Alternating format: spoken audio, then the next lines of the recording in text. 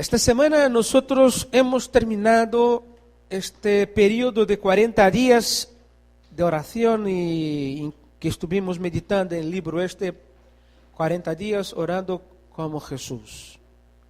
Y yo quisiera cerrar este ciclo así de una manera que marcase este momento. Pienso que para vosotros, para muchos de vosotros ha sido de bendición, ¿sí o no? Sí, para mí disfruté un montón, por la segunda vez, porque ya había hecho año pasado y después de haber hecho, reté a la iglesia, desafié a la iglesia que hiciéramos juntos. Y sé que la hora nuestra ya está bastante adelantada y no sé si voy a predicar todo lo que he separado para compartir con vosotros en esta mañana, pero quisiera, yo no hablé con nadie, no comenté con nadie aquí, no arreglé, voy a me arriesgar, estoy me mojando aquí hoy, ¿vale? Me mojo un poco, pero quisiera escuchar de dos personas, así, lo que fue la experiencia de estos 40 días para estas personas, de dos personas apenas. Yo pienso que varios le gustaría de estar aquí hablando tal, pero me gustaría apenas de dos personas, de algo sencillito, algo sencillo que viviste durante estos 40 días, de que pudiera compartir con nosotros en esta mañana. ¿Hay alguien que quisiera hacer esto? Roxana, una. Falta la segunda persona. Esperanza, dos. Oye, los hombres no se adelantan. Caray. Pero no pasa nada. Primero Roxana. Hable. Espera. Bueno, en primer lugar a todos, que el Señor los bendiga en amor de Cristo. Bueno, estos 40 días que estuvimos experimentando este precioso libro que ha sido de gran bendición para nuestra vida, sobre todo para mí y para las que estuvimos en estos días, ¿no? Asistiendo a los cultos de oración y de algo de enseñanza de la Biblia, porque para eso venimos. Pues doy gracias a Dios porque el Señor me ha hecho entender cosas en mi persona para que transforme mi vida, y Dios ha establecido un reino grande en mi corazón, y para compartirlo a gente que no conoce a Dios y a los que conocen, que están apartados, darles este mensaje que está escrito aquí, que ha sido de gran bendición. A través de las oraciones hemos orado por la congregación de la iglesia, por la familia pastoral, por los dirigentes de la alabanza, por los de los niños, por todos los matrimonios. Ha sido una bendición porque yo sé que cada uno ha recibido esa bendición en casa. Han recibido un gozo, una buena noticia, o alguien se recibió sanidad, porque estuvimos ahí pendientes en los cultos de oración. Y gracias también a las bendiciones de los hermanos que prepararon las enseñanzas del, no sé cómo le dicen aquí, ¿no? Gracias Dios, mi hermana Fernanda, también estuvimos orando por ti y han sido de gran bendición para nuestras vidas, sobre todo para mí, porque he aprendido cosas que no las sabía. O sea, Dios me ha hablado a través de este libro que está basado en la palabra de Dios. Y pues son tantas cosas, tantas maravillas que he experimentado y he sentido bendiciones del Señor que han llegado a mi vida y en mi casa, con mis hijos, mi familia también. Y doy gracias a Dios por todo, por mi hermana Esperanza, por todo en la congregación. Muchísimas gracias, pastora, a ti también. Esperanza, tú. Bueno, ha sido un gozo, una gran bendición.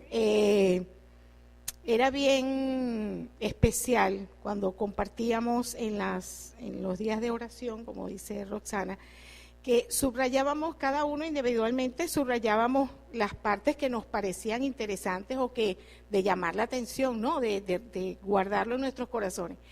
Y era bien especial llegar y compartir, y que Mila había subrayado lo mismo, el pastor lo había subrayado, yo lo había subrayado, Rosana, o sea, en un mismo espíritu, ¿no? Y yo siento que es un nivel más de oración. O sea, lo que yo había aprendido, nada. O sea, el Padre Nuestro bien desmenuzado, con palabras que quedan en tu corazón. Dios de verdad que nos enseñó muchísimo. Cuando podíamos compartir en las miércoles de mujeres, bueno, eso era lágrimas y lágrimas. Y salíamos, bueno, este miércoles pasado, llegamos todas con una cara. Mila, cuando llegamos a su casa, hoy tú tienes la misma cara que tenemos nosotros. Yo, sí, lloramos todas, pero salimos de ahí fortalecidas en el Señor y ha sido de una gran bendición, de verdad que sí. Tanto así que yo comienzo otra vez, pastor, los 40 días para seguir desgranando porque es de una gran bendición, de verdad que sí. Quisiera que nosotros désemos un aplauso para todos que hicieron estos 40 días ahí. Amén. Gloria a Dios. Gloria a Dios. Mira, y yo voy a seguir durante algunas semanas predicando sobre ese tema. Y hoy quisiera abrir con vosotros nuestras Biblias en Mateo capítulo 6, versículos 9 hasta el 15. Mateo capítulo 6, versículo 9 hasta el 15. Está así. Eso que está en pantalla. Ustedes deben orar así. Padre nuestro que estás en el cielo, santificado sea tu nombre. Venga tu reino, hágase tu voluntad en la tierra como en el cielo. Danos hoy nuestro pan cotidiano. Perdónanos nuestras deudas como también nosotros hemos perdonado a nuestros deudores. Y no nos dejes caer en tentación, sino líbranos del maligno. Y la versión, la Reina Valera, porque tuyo es el reino y el poder y la gloria por todos los siglos. Amén. Amén. Vamos a orar. Te agradecemos por esta palabra, te agradecemos por que tú nos inspiras, Señor. Cada vez que leemos, cada vez que estamos leyendo, tenemos tu presencia con nosotros. Qué privilegio tremendo que tenemos, Señor. Y ahora en esta mañana te pedimos, Señor, que esta palabra que será sembrada en nuestro corazón y en nuestros corazones pueda caer en una tierra fértil, en un suelo que venga a producir al 30, 60, 100 por uno. Y que tu nombre sea glorificado, exaltado, Señor. Rechazamos en el nombre de Jesús todo espíritu ladrón, todo espíritu que insiste en hacer comparecencia en nuestras reuniones. Rechazamos fuera de aquí ahora en nombre de Jesús. Y que solamente tu Espíritu Santo, solo tu Espíritu tenga libertad para actuar. Llena esta atmósfera con tu presencia. Así te oramos, te lo pedimos en el nombre de Jesús. Amén. Amén. Hoy quisiera seguir con el tema ¿qué oramos o por qué oramos o qué estamos orando? Y aquí Jesús nos enseña cuáles deben ser los elementos de nuestra oración. Yo quisiera presentar un poco sobre estos elementos en esta mañana. Y pienso que algunas personas tienen dificultad para saber sobre qué orar.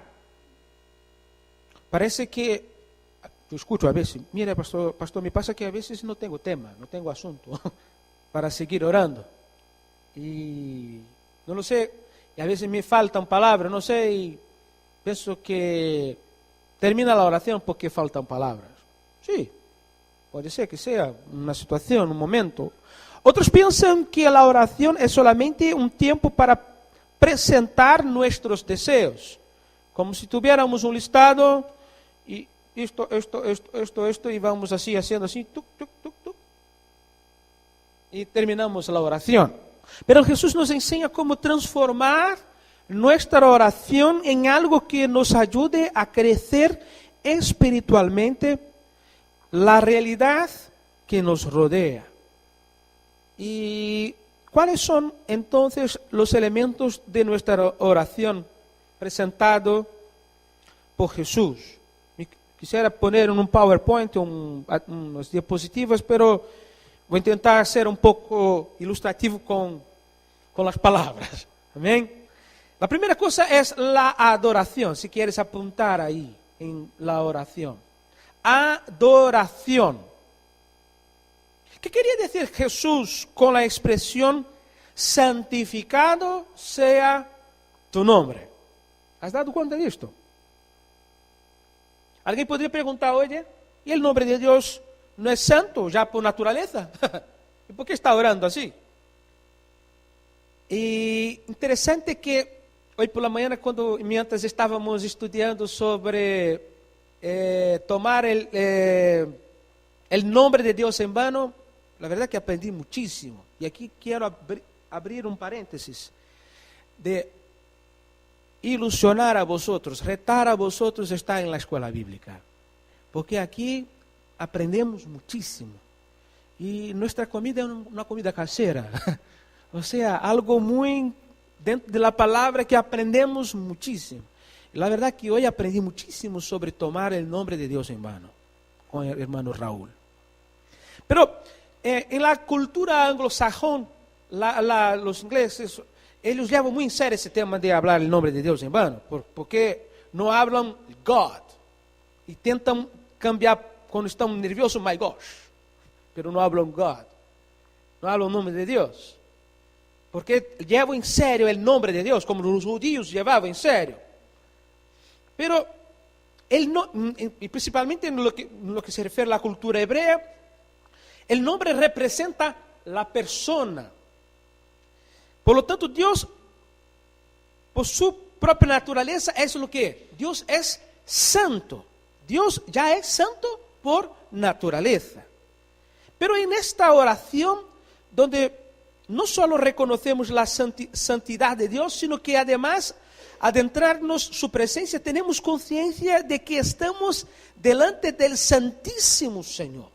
Y yo me acuerdo en la visión que Isaías, capítulo 6 del libro de Isaías, cuando Isaías vio el Señor, cuando él contempló el Señor, el año que murió el rey Usías, yo veía el Señor.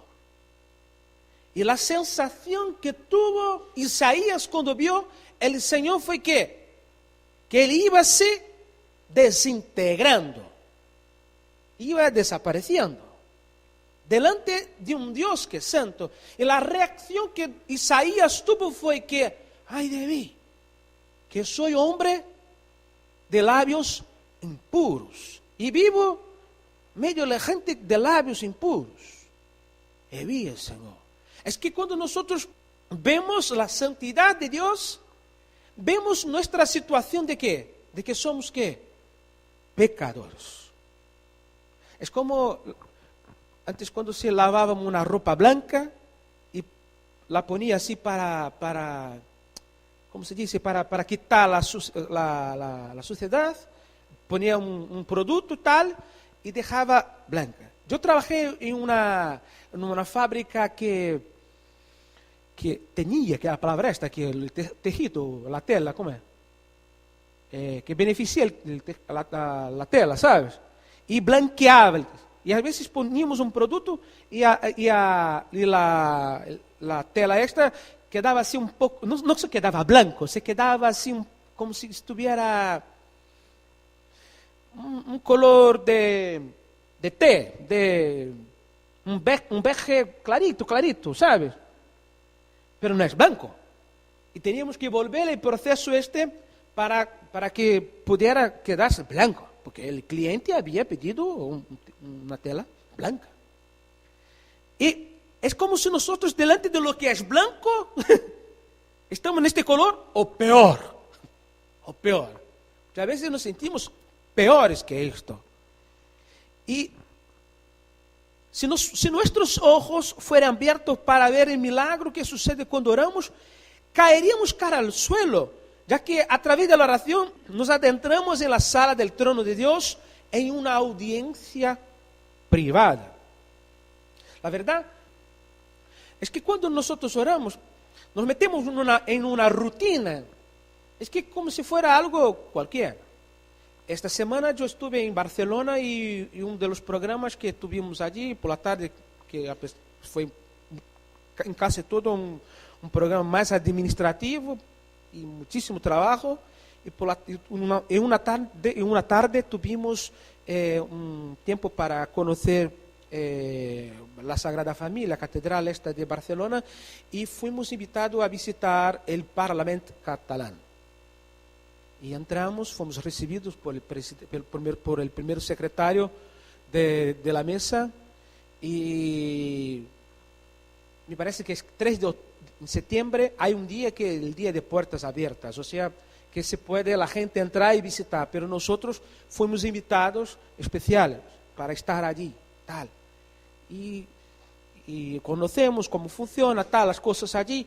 Pero cuando pensamos en autoridades, si quieres tener una cita con alguien, tiene que citarse y estar allí, ¿sí o no? Un tiempo especial. A veces la gente quiere que adelante cuál es el tema, de qué va a tratar con la persona, para que se pueda hablar con esta. Y así hay un protocolo. A ver, ¿vale? Pero aquí nosotros estamos hablando de estar con ¿quién? Con Dios. La verdad, empezamos diciendo como nuestro Padre, pero ahora nosotros adentramos a un nivel de declarar y de reconocer su naturaleza, que Él es santo. Por eso Jesús nos invita antes de nada a unirse a los ángeles del cielo en adoración al único y verdadero Dios, al santo Señor de todo el universo. Y aquí yo pienso que hay algunas enseñanzas que la oración comienza con adoración. Primero porque es un santo reconocimiento de quien nos está escuchando, de quién es Él. ¿Con quién tú estabas hablando? La verdad es que, no queriendo mistificar, pero mistificando, pues es verdad. Se conoce a alguien que ha estado delante de Dios. ¿Sí o no? Se nota las personas que tienen la rutina de estar delante de Dios. Sea por cuanto sea tiempo, en ex tiempo. Pero se nota una persona que es una persona de oración, ¿sí o no? Y no me refiero, no es porque la persona tiene un vocabulario así un poco diferente, un poco raro. Hola, estuve con Dios hace poco tiempo ahora. Una cara así, ¿sabes? Muy bien. ¿Y qué tal? Una cara así. Una voz de monasterio. No. Se nota en la vida de la persona. En el estilo de vida de esta persona. Segunda cosa es un santo reconocimiento de su gloria, las marcas visibles de su dignidad y poder en nuestra vida. Es lo que estoy hablando aquí ahora mismo. Es un santo reconocimiento de sus obras, de lo que Dios hace. Porque atentamos, estamos sensibles para lo que Dios está haciendo. Porque alguien que no ora no tiene la misma sensibilidad. Es como visitar un museo con alguien que no conoce nada de arte y visitar con alguien que es un extremo, una persona experta en artes.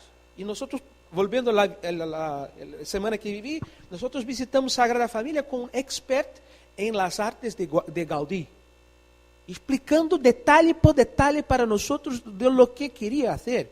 Y me quedé sorprendido con este hombre, con la capacidad. Era muy adelantado para su tiempo. Hoy nosotros tenemos hasta impresoras 3D. Ellos ya hacían las maquetes de lo que iba a hacer. Cuando hubo la Segunda Guerra, la Guerra Civil, y que se quemó todos los planes de la obra, pudieron terminar su obra porque había las maquetas. Porque sabía exactamente. Entonces, cuando conoces a alguien que ve, y cuando alguien ora, es alguien que mira lo que está alrededor de una manera distinta. ¿Me explico? ¿Sí? Pero siguiendo, es un santo reconocimiento de que Él es digno de ser el único y exclusivo Señor de nuestras vidas. El Dios santo es quien ha separado y santificado a aquellos que Él invita a entrar en su presencia. Y nosotros podríamos quedar aquí hablando matizando más Quando miramos em el Antigo Testamento, através dos utensílios del templo, exclusivos ao Senhor, que eram coisas que eram consagradas a Deus. E como havia todo um protocolo que deveriam, aquelas pessoas que lidiavam com isso deveriam estar limpios, passar por um processo. Pero eu penso que a verdadeira adoração é mais que canções. Talvez pensamos, o tempo da adoração, da alabança, tal, é um momento em que de verdade nos rendimos delante do Senhor. Pero a adoração vai mais que isto. Eu diria que é um estilo de vida. Mas bem um estilo de vida. Que independe de ter música, estar musicado ou não. Pero que se pode ser demonstrado através também da alabanza. É a actitud de quem reconhece a dignidade de seu Senhor e se consagra a vivir uma vida separada para Ele e que glorifique su nome. Que tremendo esto. Então, orar santificado sea tu nombre tiene implicaciones que transforman nuestra vida. Al igual lo que pasó con Isaías. Volvendo al ejemplo de Isaías, capítulo 6, cuando se dio cuenta de lo que estaba pasando, que iba a morir, va a morir. Y en este momento la Biblia nos dice que vino un ángel. Mejor, vamos al texto, capítulo 6, para que no me pierda. Quero ser fiel al texto. En este momento voló hacia mí uno de los serafines. Traía en la mano una brasa que con unas tenazas habían tomado del altar. Estoy leyendo versículo 6, capítulo 6, versículo 6. Con ella me tocó los labios y me dijo, mira, esto ha tocado tus labios y tu maldad ha sido borrada y tu pecado perdonado. Antes estábamos hablando de un Isaías con labios impuros. Y ahora, delante de la presencia del Señor, fijaos que es algo que viene da parte del Señor. Isaías no tiene capacidad de hacer esto, pero el Señor hace esto. Es lo que pasa con nosotros.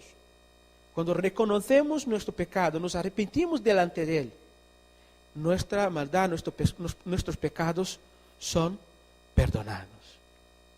Y podríamos resumir este primer punto de que orar es un tiempo de reconocer a quien nos oye y adorarle, pues Él es el único digno de nuestra consagración. Pero hay otra cosa también, otro elemento importante, y que yo pienso que nos habla mucho, está en el versículo 10, el texto de Mateo capítulo 6. Venga tu reino, hágase tu voluntad en la tierra como en el cielo. Aquí yo no quiero profundizar muchísimo en términos de lo que el reino, la teología del reino de Dios, pero hay cosas que pienso que nosotros deberíamos hablar. Primera implicación que hay son las implicaciones escatológicas. ¿Qué es esto, pastor? Cuando hablas escatología es el estudio de las doctrinas del fin, de lo que va a pasar en el futuro. Hoy hay una materia en el país hablando sobre el fin del mundo. Después, si quieres leer lo que dicen los cientistas, la gente que conoce sobre ese tema, ¿no? Que estudia sobre ese tema. Pero dentro de la Biblia, clamar venga tu reino desde un punto de vista escatológico, o sea, estamos hablando del reino que está por venir también. De lo que va a pasar, lo que la Biblia nos enseña. Es pedir que todo lo que el Señor prometió, tanto en el Antiguo como en el Nuevo Testamento, se materialicen pronto. El reino de Dios un día vino a través de Jesucristo. ¿Acordaos? Cuando Jesucristo es reino. Pero estamos hablando de un reino que va a venir en el futuro también. Y la palabra nos afirma que un día el presente estado de las cosas, la decadencia del universo, el pecado, la muerte, la influencia de Satanás, todo esto dejará de existir. Pues el reino de Dios y su santidad serán los elementos restauradores de todo universo en decadencia. Como iglesia, nosotros tenemos que tener en cuenta que un día el Señor Jesucristo vendrá para buscar su iglesia. Amén. Y el Señor afirma que hay un clamor, un gemido sordo de toda la creación, como si invocase que ese día llegue pronto. Podemos ver esto en Romanos capítulo 8, versículo 19, 24, que la naturaleza clama por este día. Clamar así representa decir: Padre, implanta pronto tu justicia, revela la plenitud de tu salvación. O en las palabras de la iglesia primitiva, es clamar: Maranata, sí, ven Señor Jesús. Y estamos pidiendo que abrevíe el tiempo y complete la obra de la restauración. Y en este sentido, cuando oramos que el reino venga, cooperamos con Él y nos unimos a los ángeles, a la creación, al pedir que el reino eterno, en toda su expresión, se revele en esta tierra. Es lo que hacemos. Entonces, estas son las implicaciones escatológicas. O sea, Señor, cuando predicamos el Evangelio, cuando pedimos que el reino venga, estamos pidiendo que el reino de Dios venga. Si no estoy equivocado, Mateo capítulo 24, hay un texto: el evangelio del reino será predicado como testimonio en todas las naciones, entonces vendrá el fin. Estoy haciendo una traducción de la versión en portugués, pero está más o menos así. Es más o menos así. En casa después pueden ver el texto. Pero también hay implicaciones ministeriales. Orar pidiendo que venga el reino de Dios revela no solo implicaciones escatológicas, también ministeriales o de servicios. Y al clamar: venga tu reino, yo me ofrezco como súbdito de su reino, soldado de su ejército, ministro de Dios en esta tierra, a cooperar con todo lo que tengo y lo que soy para que la venida del reino y las expresiones del mismo se manifieste de forma visible y contundente en la tierra. En otras palabras, esta es una oración de servicio, de consagración al ministerio. Pues una de las formas del reino se está manifestando hoy es por la vida, por ejemplo, donación, entrega y servicio cristiano de cada uno de los súbditos de este reino en la tierra. Y este reino percíbese de la siguiente manera: en las marcas de la conversión, que es que Dios restaura.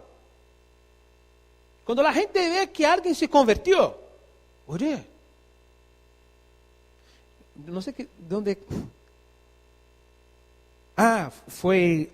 Yo estuve hospedado en la casa de un matrimonio que está allí en Barcelona, lleva 25 años y son pastores de una iglesia allí. Y él me dijo que tenía por hábito tomar café en la misma cafetería, tal. Y no sé qué pasó, y que un día estaba en la cafetería y después de varios, ya hace mucho, la chica que pone el café para él descubrió que él era pastor. Y dijo: oye, yo veo que lo que tú haces está bueno, porque la gente que anda contigo, yo las conocí antes de andar contigo y hacían cosas malas, y hoy hacen cosas buenas.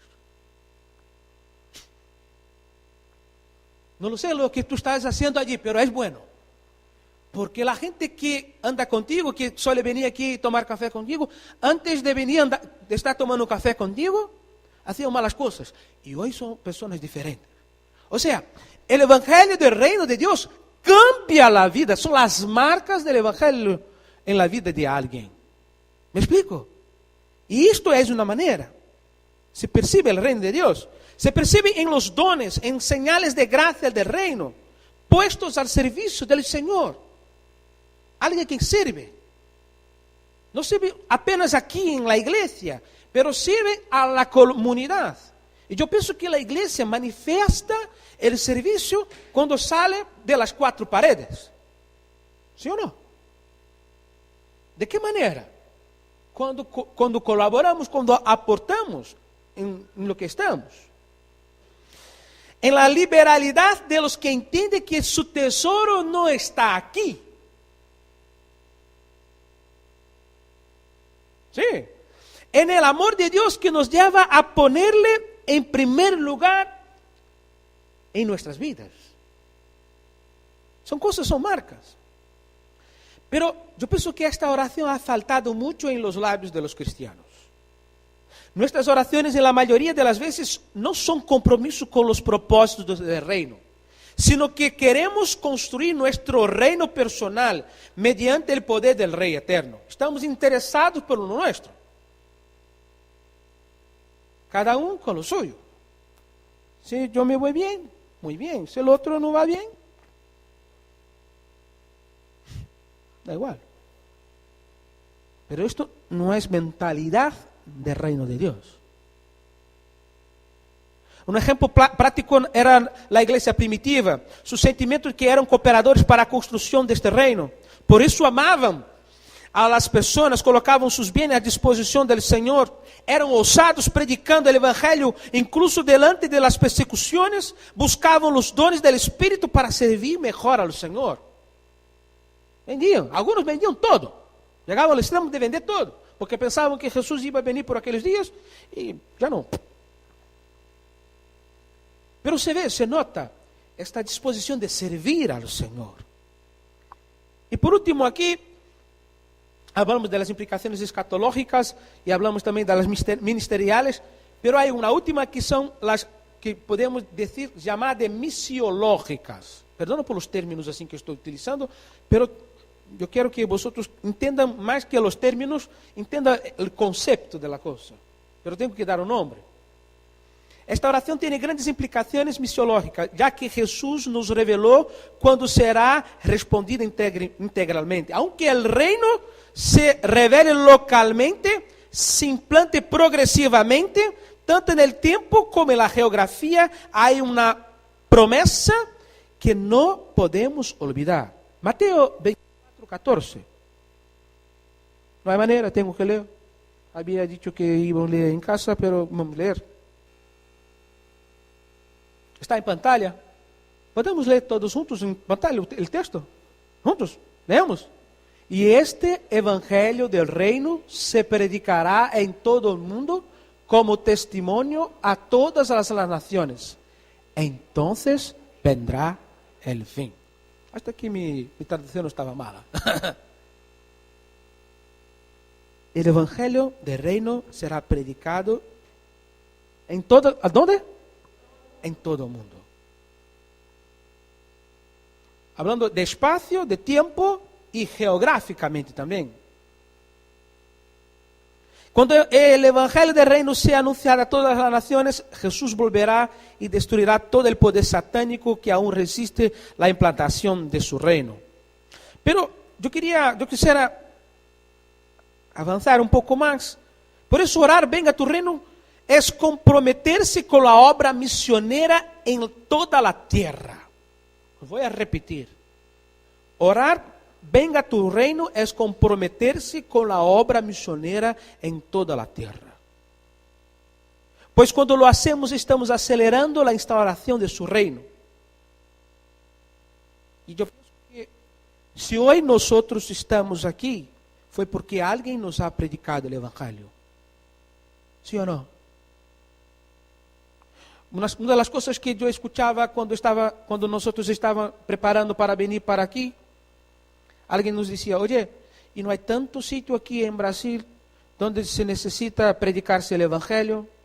Brasil hoy por hoy hay por lo menos más de 180 grupos indígenas de indios que no son alcanzados.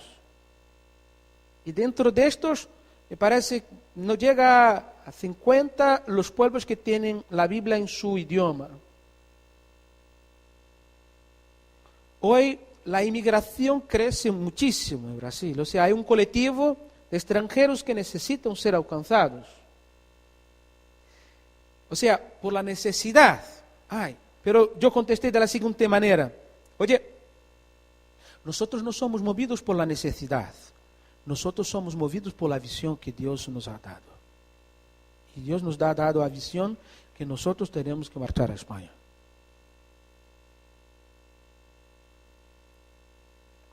Siendo que cada uno de nosotros, aquellos que son de aquí, aquellos que son de otros países, aquellos donde sea, hubo alguien que un día llegó allí, que sufrieron. En el caso de países de Sudamérica, enfermaron. Algunos tuvieron un ministerio corto porque se enfermaron de tal manera que murieron en el campo y jamás regresaron, volvieron a sus países. Esto en África, en otros sitios. Y ahora aquí en Europa. Pero si cada creyente es un ministro de Dios, entonces cada ministro tiene que invertir en la vida de por lo menos un discípulo. Y aquí entro, me meto en un terreno que hay bastante discusión o discusiones, pero yo pienso que cada cristiano debe entender que es un ministro no sentido de que alguien que sirve. No estoy hablando de cargo, de función. Estoy hablando de alguien que sirve, que transmite, que lleva el evangelio del reino a cada persona, en cada colectivo de personas. Si cada crente discipulasse una persona por año, pensamos así. ¿Os imagináis cuántas personas podrían ser evangelizadas y discipuladas en este país? Pero alguien puede decir, mira, pastor, pero aquí es complicado. Sí, lo comprendo. Pero yo estoy convencido que la mejor estrategia de evangelizarse a alguien es a nivel personal. Tú a tú. Y con el ejemplo de vida que tenemos. Pero el problema es que no estamos comprometidos con la venida del reino. En nuestro caso de España, por ejemplo, nosotros tenemos varios pueblos, aldeas, ciudades aquí que no hay un punto de testimonio. No estoy hablando de iglesia o lo que sea denominación. No, porque esto no nos toca a nosotros aquí. Nuestra realidad es distinta. Pero hay varios sitios aquí en España que no hay punto de testimonio. Hay muchas personas que acuden a la iglesia, pero no dan un paso de bautizarse o de ser miembros por falta de compromiso integral con el reino. Ya lleva tanto tiempo en la iglesia, pero ¿cómo hago para involucrarme más? Escucho hablar sobre bautismo. Yo quiero ser bautizado. Soy creyente. El bautismo verdadero son para creyentes, para gente que reconoció a Dios como su Salvador, como su Señor, que creyó. Nosotros amamos a los católicos, respetamos, pero no aceptamos el módulo de bautismo porque un niño no puede reconocer su pecado. Y la Biblia dice que aquel que cree y fue bautizado, o sea, hay que creer, hay un proceso de creer.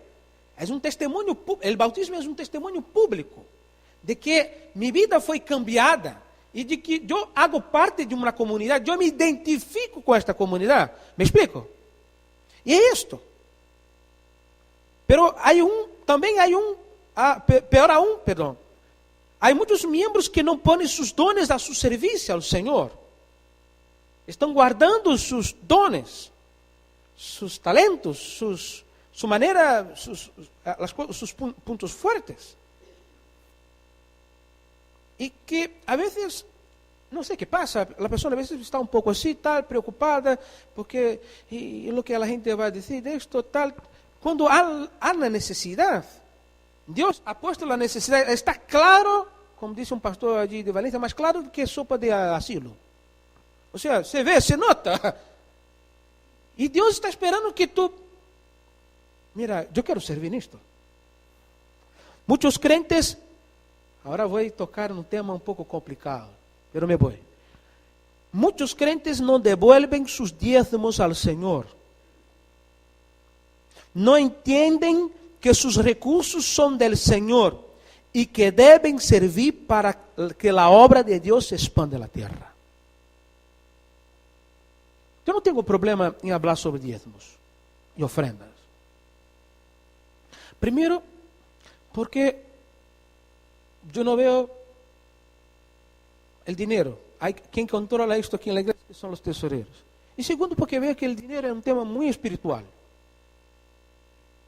La Biblia habla más veces sobre dinero que otras palabras, que otras cosas.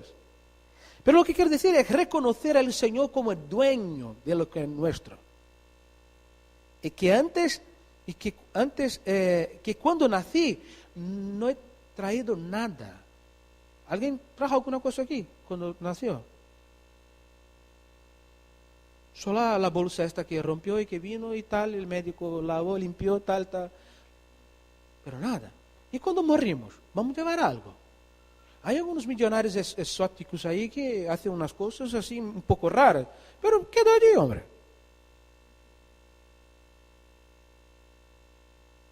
Pero es reconocer que el Señor es dueño de todo. Y os voy a decir una cosa. Cuando cada uno entiende que Dios es dueño de todo, nosotros somos bendecidos por el Señor.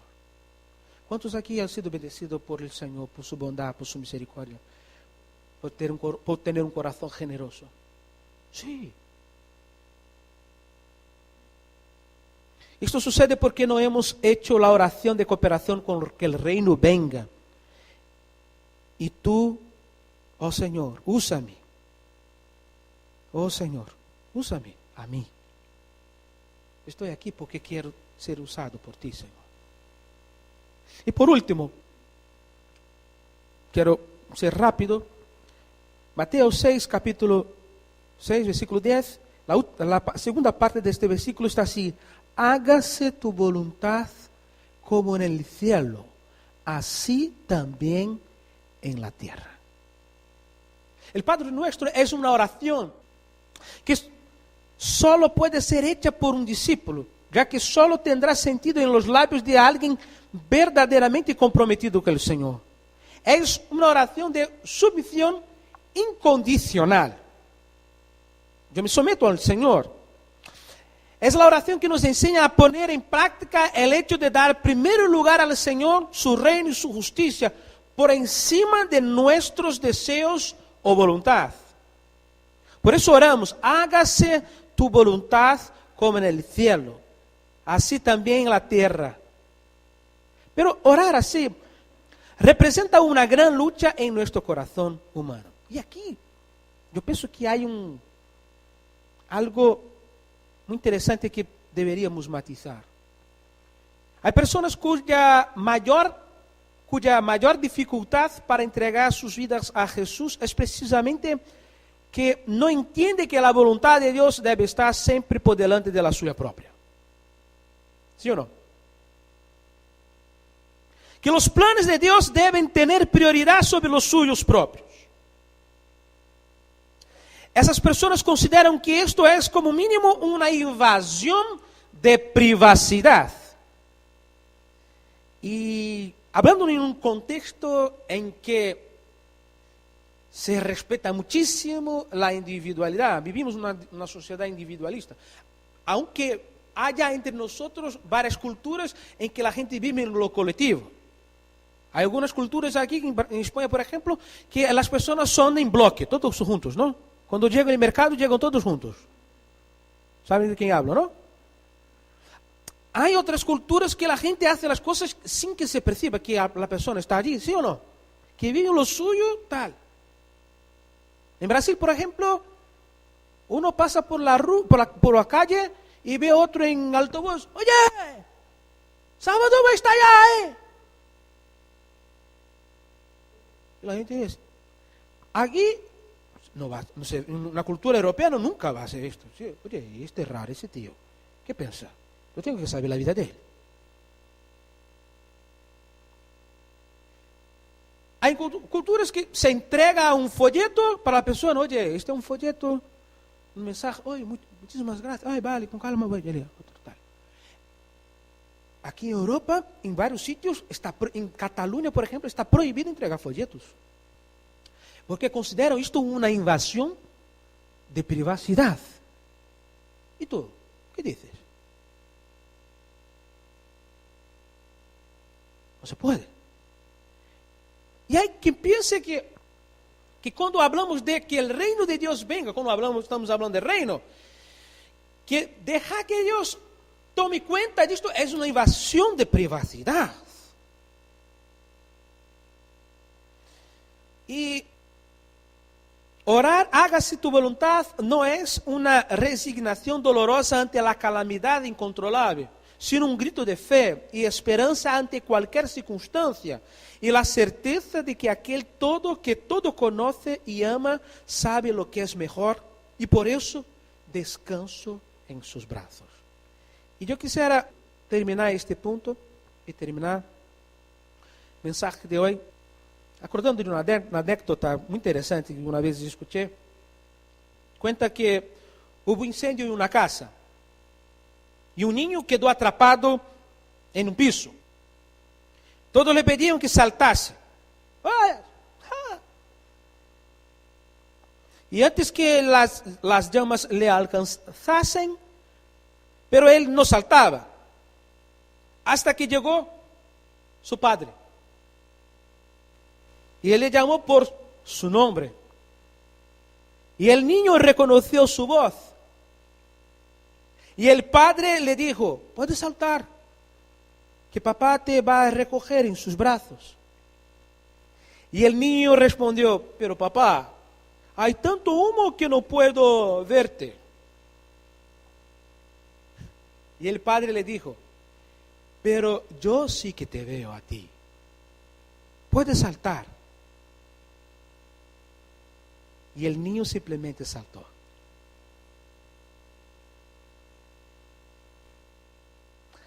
Orar este tipo de oración es saltar en los brazos del Señor incluso cuando no entendemos o no vemos. Hay cosas que nosotros no entendemos. Sí. Hay cosas que nos cuesta entender. Pero yo pienso que Dios está hablando con cada uno de nosotros en esta mañana. Tú no ves, pero sí que yo te veo. Venga, salta. Y el Señor te abraza con brazos de amor y de misericordia. ¿Sabe? La verdad, nosotros cuando decimos que hágase tu voluntad, Señor, nosotros aceptamos esta voluntad de Él. El Señor hace esto decididamente, completamente, sinceramente, con prontitud, ferventemente, rapidamente, alegremente y constantemente. Yo quisiera pedir que cerrase nuestros ojos esta mañana, que cada uno hiciera una oración esta mañana conmigo. Tal vez la oración nuestra en esta mañana sea, Señor, que mi vida sea moldeada cada día. Señor, yo quiero estar conectado a tus propósitos. Oh, Señor, ayúdame, Señor.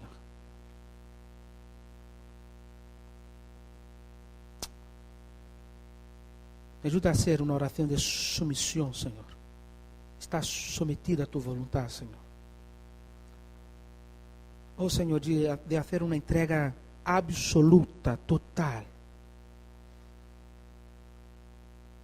Como me cuesta a veces, Señor, reconocer tu voluntad, Señor. Como a veces me presento de cualquier manera delante de ti, Señor. En esta mañana reconozco que tú eres santo, Señor. Señor, en esta mañana quiero me entregar a ti, Señor, para ser utilizado en tu reino, Señor. Yo quiero que tu reino venga, Señor. Mi deseo es que tu reino venga, Señor. En mi familia, Señor. En nuestra ciudad, Señor. En esta provincia, Señor. En toda esta nación, Señor. Oh, Señor. Yo quiero experimentar esto en mi vida, Señor. No me dejes, Señor. No nos dejes vivir una vida que sea distante, lejos de tu voluntad, Señor. Gracias por esta palabra en esta mañana, Señor. Ayúdame a poner en práctica todo lo que hemos escuchado, todo lo que he escuchado de ti en esta mañana, Señor. Ayúdame, Señor. Cambia mi corazón, Señor, esta mañana. Lo que hemos cantado en esta mañana, Señor.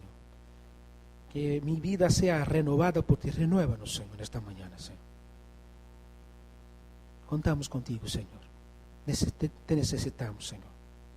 Te lo pedimos, Señor. En nombre de Jesús. Amén.